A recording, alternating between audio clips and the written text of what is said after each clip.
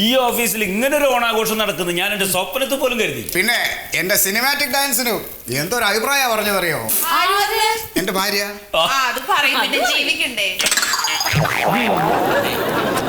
ഈ മസിൽ പിടിച്ചിട്ടേ കാലിളക്കാൻ പറ്റുന്നില്ല. എന്തായാലും ഈ പരിപാടി കൊണ്ട് എനിക്കൊരു ഗുണമുണ്ടായി.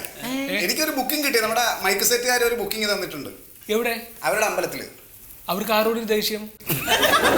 ഇവിടെ നടത്തിയതേ ഞങ്ങളുടെ പരിപാടിക്ക് കണ്ണിട്ടാതിരിക്കാൻ വേണ്ടി.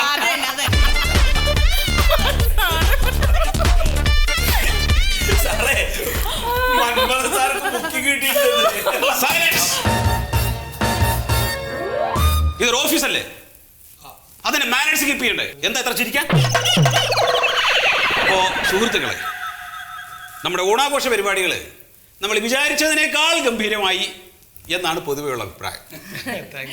ഞാൻ ഉദ്ദേശിച്ച പോലെ തന്നെ നമ്മുടെ ഓണാഘോഷ പരിപാടിയുടെ സൽപ്പേര് അങ്ങ് ഡയറക്ടറേറ്റ് വരെ എത്തി.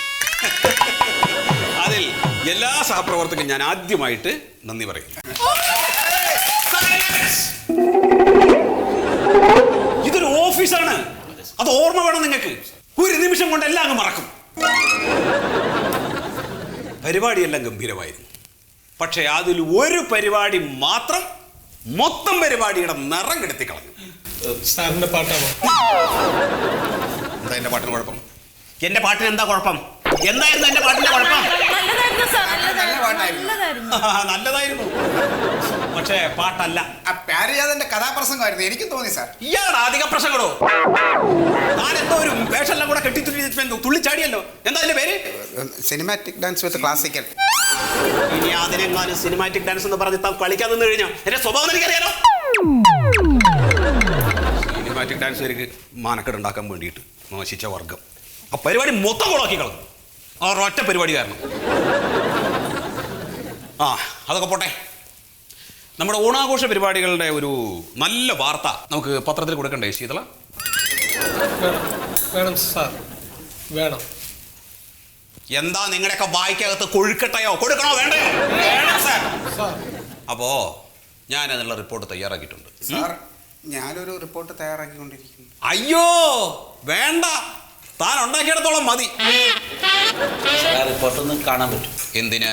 സാർ വായിച്ചെങ്കിൽ ഞങ്ങൾക്ക് കേക്കായിരുന്നു. എന്തിന്? അല്ല, അതിലെന്തെങ്കിലും വിട്ടുപോയിട്ടുണ്ടെങ്കിൽ നമുക്ക്. വിട്ടുപോയിട്ടുണ്ടാവാൻ നിങ്ങളല്ലല്ലോ തയ്യാറാക്കിയത് ഞാനല്ലേ. അല്ല, എന്തൊക്കെയാ എഴുതിയേക്കണേന്ന് അറിയാൻ വേണ്ടിയാ. ന്യൂസ് പേപ്പറിൽ നാളെ വരുമ്പോ എല്ലാവർക്കും വായിക്കാം. അങ്ങ് ഡയറക്ടറേറ്റിലുള്ളവന്മാരടക്കം വായിക്കും. അല്ല, ഈ കാക്കാരശ്ശി നാടകത്തെ കുറിച്ച് എന്താ എഴുതിയിട്ടുണ്ടെന്നൊക്കെ ഒന്ന്. കാക്കാരശ്ശി നാടകത്തെ കുറിച്ച് എന്ത് അഭിപ്രായം? കാക്കാരശ്ശി നാടകത്തെ കുറിച്ച് എന്താ അഭിപ്രായം എഴുതി ചേർക്കാൻ? അല്ല, എടാ, താൻ കൊണ്ടുവന്നതാണ്, അതൊക്കെ സമ്മതിച്ചു, താൻ അവതരിപ്പിച്ച പരിപാടിയാണ്. പക്ഷെ കാക്കാരശ്ശി നാടകത്തെ കുറിച്ച് താൻ എന്നെ പഠിപ്പിക്കണ്ട കേട്ടോ.